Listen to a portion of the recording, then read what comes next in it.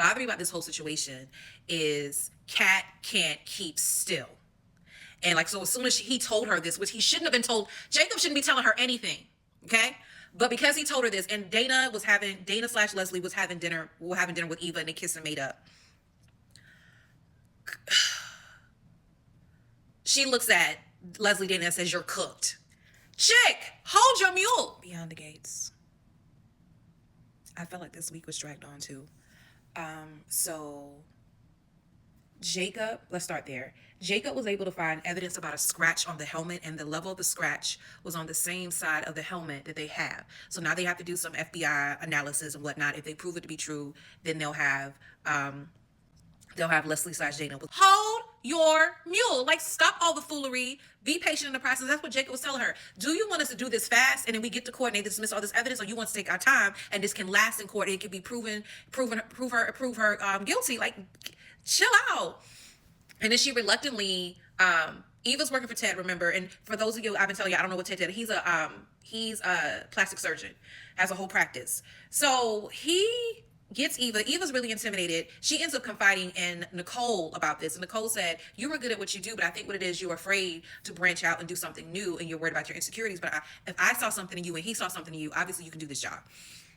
And then he finally convinced Kat to come and train Eva, even though Kat does not want to, but her thing is, "You're not gonna run my daddy's company into the hole." And they show next week how they're gonna get into it, where Eva's gonna call Kat a B.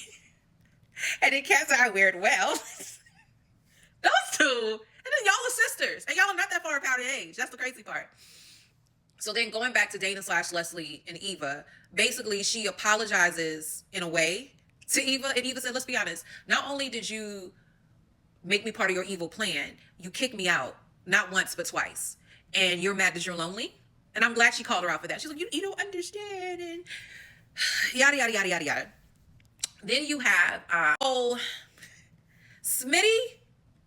Jacob finally tells Smitty, basically Smitty is putting everything together. He realizes that the date on all this money transaction, Martin came home in a totally different outfit than he left in. He claimed he had car trouble. So Jacob finally tells Smitty, "You need to confront your husband about this.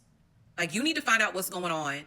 Because he said, "I know my father's not going to tell me anything." So for those of y'all who missed it, I still don't know the magnitude of what happened and what exactly happened.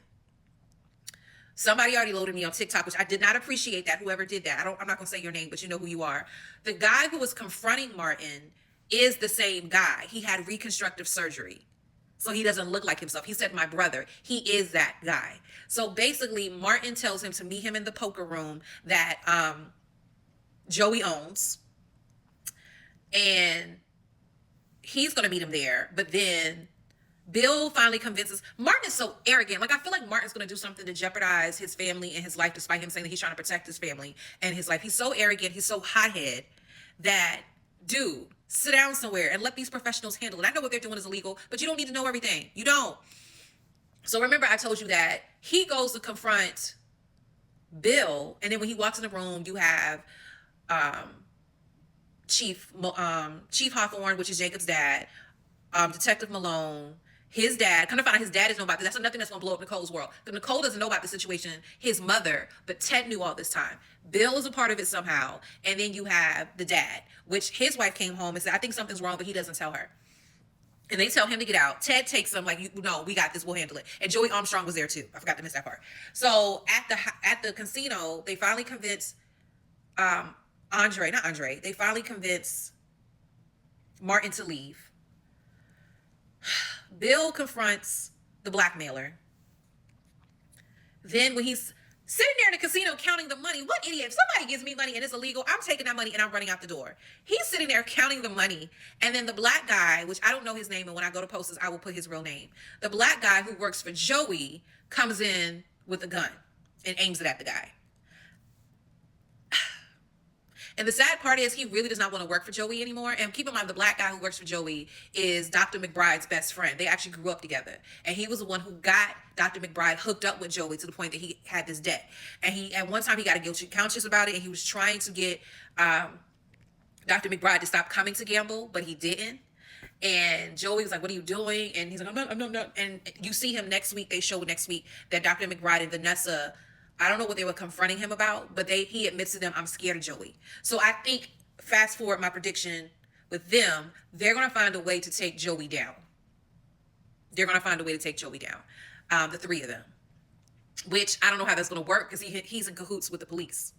So I don't know how they think they're going to take him down, but so somebody's going to die behind this. Somebody is going to die, and I'm going to stop because I'm already up. I was at 7 minutes, which I'm going to speed up the time.